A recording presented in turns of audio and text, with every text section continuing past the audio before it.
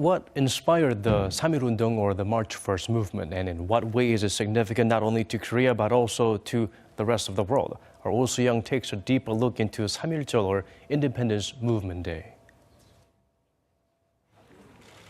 오등은 제 조선의 독립국인과 조선인의 자주민임을 선언하노라. A public reading takes place in front of a crowd, echoing the words first proclaimed on the streets of Seoul 97 years ago. March 1st in Korea is a date that marks one of the first displays of public resistance against Japan's brutal colonization in the early 20th century. This became celebrated as the Samil Movement or the March 1st movement. Korea was occupied by Japan in 1910, and over the decade, the level of oppression had become unbearable. Farmers had been driven from their homes as the Japanese had seized valuable land. And in the context of world history, it was an era of colonialism or imperialism. U.S. President Woodrow Wilson had called for an end to this era and encouraged nations' rights to self-determination. These factors sparked the movement on March 1st.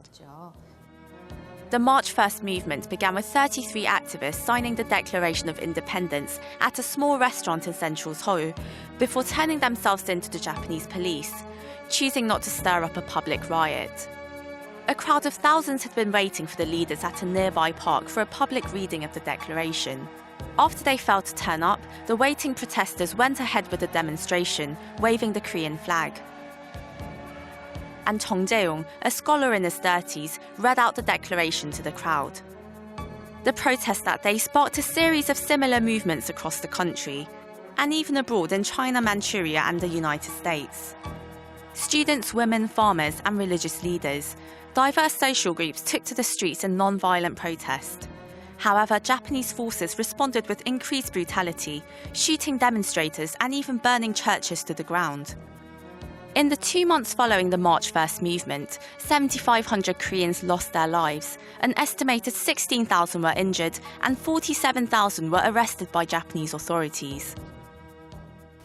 The Seoul prison in central Seoul serves as a stark and chilling memorial to the thousands of activists that were held and tortured in their struggle for independence. Originally built to hold 500 prisoners, the cells were crammed with more than 3,000 inmates during the height of the freedom movements in March. They were subject to abysmal conditions, no heating, no toilets, and barely any food. They suffered 10 hours of forced labour every day and various kinds of physical and psychological torture.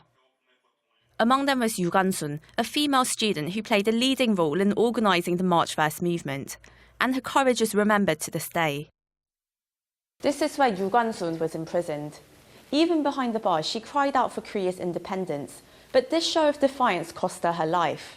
In 1920, at just 17 years of age, she was tortured to death. The March 1st movement may not have resulted in immediate liberation, but it became the first significant step to Korean independence and even democracy, leading to the establishment of the Provisional Government of Korea in Shanghai in April 1919. Experts say it even inspired movements in other countries, becoming a symbol of civilized resistance to colonial oppression. That effort, I think, inspired people, of course, in Korea, but across the world, most notably in China, leading up to the May 4th movement, which was very, very important in terms of China's development, but also in places like India, where it inspired the movement against colonialism and for independence, and around the world.